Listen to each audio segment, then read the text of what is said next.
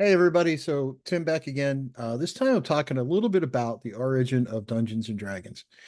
The reason I'm doing that is it's the golden anniversary, it's the 50th year this stuff's been around, and every creator out there who calls themselves, an expert, a thought leader, a whatever you want to call yourself, are out there saying things about the origin of it. And I wanted to dive in a little bit too. So there's going to be a long series of these videos. I'm going to go bit by bit by bit throughout the history of the game. And why am I doing that? Well, because this channel is really about people trying to figure out how to be more creative. And I don't mean going off and creating a video that talks about something somebody else said. Writing, building your own RPG, building your own homebrew system, and more importantly, being creative in the workplace. I work in a technical field, and some of the best technical people out there are the most creative ones. So, just exercising the creative parts of your brain are very important to me, very important to other people in my field, which is certainly not gaming for a living. That's not what I do. Um, Now, part of the problem has been the origin. One of the things that bothers me is that the origin of Dungeons and Dragons is being argued over by people who are basically just trying to kind of be dicks to each other. They're just kind of like, I can scream louder than you can, therefore I'm right and you're wrong. And the thing that caused me to start to dig into this research, and I've read every book written on the subject that's been published. I've seen a bunch of the documentaries, and the truth is always somewhere in the middle of all that, right? So I was a university researcher for a long time, PhD in physics is not unusual, right? But I'm used to looking at a lot of data. That's what I do for a living, right? I'm a data guy, right? I take data, interpret it scientifically, and send it out for people to use to make decisions. So it led me to the idea of, hey, let me go look through this history while there's still people who are around the beginning of it that are alive. Neither of these guys are with us anymore. We'll get to them in a second. But it is about the last chance we're going to have to really get this history right. So I'm hoping I can contribute to that, and I'm going to do this without going in with preconceived notions and saying, "Oh, it was this person, it was that person." We're not going to do that, right? We're going to look at facts. But the origin story is really one that is pretty well known, but still there's people who Gary Gygax here, they say it's either he was responsible for 100% of it or he stole 100% of it from this guy over here, Dave Arneson. And what's the truth of the matter? Well, I've spent a lot of years in the startup space and around a bunch of entrepreneurs, and that's kind of what I do for a living, is help people start and build companies, including my own.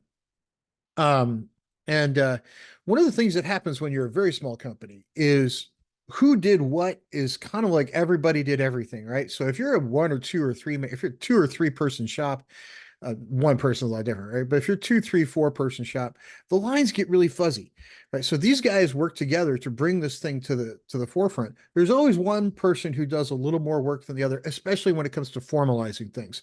A lot of people can brainstorm, a lot of people can contribute, a lot of people can say, "Hey, what if?" Throw this in there.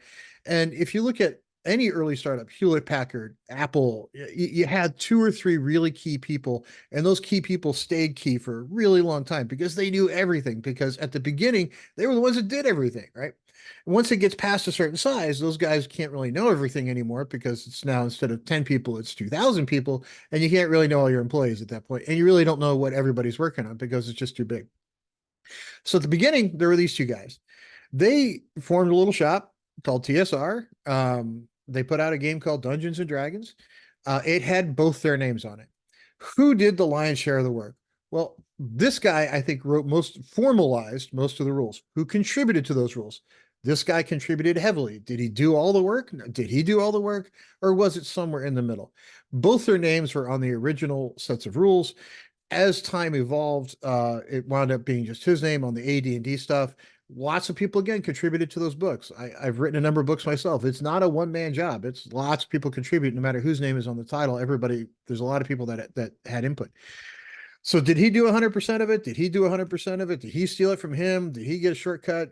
These guys merged together to form the hobby. Okay. When the first set of print books came out, it was they had them, they stapled them together. These guys, I think there were 3 or 4 people at the company at the time. They stapled them together, they put them in boxes, they personally put the labels on the boxes, and they shipped them out to stores. I think the original print run was less than 5, it was like 2,000 or something, it was 1,500. It wasn't many. And the number is irrelevant. Who cares about how many of them there were? That does not matter. The point was when these two guys formed the company, they weren't sure there was ever going to be a second print run. They were like, this is probably all we'll need for a lifetime, right? We may wind up with a bunch of these in our garage because we might wind up with nobody buying them, right? So they might have ever sold, they didn't know. They could have sold 30 at that point, and it would have, been, they could have just been the guys, down the street going, well, remember that time we tried, right? And nothing really came of it. Luckily, that's not what happened. It became much more widely used. And that is the part that always makes things confusing. And as a guy in the startup world, I've seen a lot of companies get torn apart the moment there's actually something to argue over, right? So when they're tiny, nobody really cares. Everybody's like, whatever, right? So that's TSR the early days, and everybody contributed, everybody got their name on it, happy go lucky. And the moment it got bigger, of course, that's when the fights start, right? And I've seen companies torn apart over people arguing over 1%. Now, looking backwards, who deserved the credit, who deserved the blame? We're going to dig into that throughout a series of videos. But one thing I wanted to just kind of set the record straight on is that these two guys primarily worked together with some playtesters and other people who probably also had input to bring this game into a set of rules that could be used by other people. Did first edition rules stick around forever? Of course not, because they found things that could be done better. AD&D happened, second, third edition. We won't talk about fourth edition. Fifth edition, which I play with my kids, there's a new version coming out. So yes, the rules have evolved over time. What really was the genesis of it was these two guys working together. Now, that being said, there's also a lot of criticism that, well, it was a game designed by white men for white men. Well, there were two people, right? You couldn't have like 85 people, let's represent everybody. There were two guys that worked on this thing that kind of had this idea. They weren't writing it for themselves. They were writing it for other people to enjoy. And they didn't really have an idea of, okay, we want to only include these people. We don't want to include, it wasn't like that. When you're an entrepreneur, you want as many people to enjoy your product as you can. You don't design it for specific groups. You design it for as many as possible because you don't want to say, oh, I only want to sell to this 4% over here. No, you want to sell to everybody, right? You don't really want to limit yourself. And as the team evolved, you'll see that there were a lot of women involved. There were a lot of other people that got involved very quickly to offer input. And some of the early books, everybody's like, well, there weren't women, represented. And we'll find out in later videos in the early 80s, first set of books that came out were that were widely read were the Dragonlance books, and Margaret Weiss is right there on the cover. So I don't know what people are talking about on that one. Rose Estes all over the place, right? But to me, there's a lot of misrepresentation going on in the history of this game. And the people that are trying to create something that wasn't there, was there animosity between these guys eventually? Yeah, there's probably some, but later on in their career, they obviously learned to get along a little bit better. So, everybody's got career highs, everybody's got career lows, and as soon as the pie goes from this big to this big, of course, things change, things evolve. But in the early days, nobody stole from anybody, everybody contributed.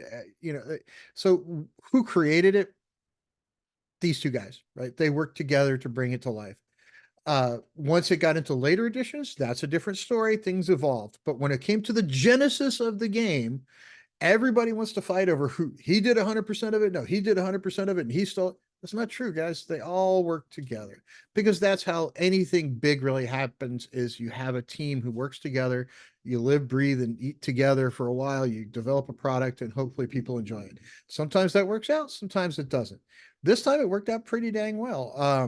And if we could ever stop arguing within the community about things like artwork and covers on players' handbooks, we might actually learn that we can all actually play the same game and enjoy our time much better than trying to start these fights. It just don't really matter anymore. So was it Gygax? Was it Arneson? Would he steal it from him? Did he steal it from? These guys worked together, mushed together a product. They put it out. They weren't sure if it was going to sell. It did. And the rest is history. And we're going to talk about that history in a series of upcoming videos. I'm going to try to do one a week among my other videos. But hit like, subscribe, follow on the channel. If anybody wants to come on and tell me that I'm absolutely wrong and this guy really did steal it from that guy, I'm happy to have that discussion, but you better bring some kind of evidence that says that's true, especially in that first edition. We're not talking about anything later. We're talking about that first one where it all got put together, had Gygax Arneson on the cover. Bingo, bango. The rest of it comes later.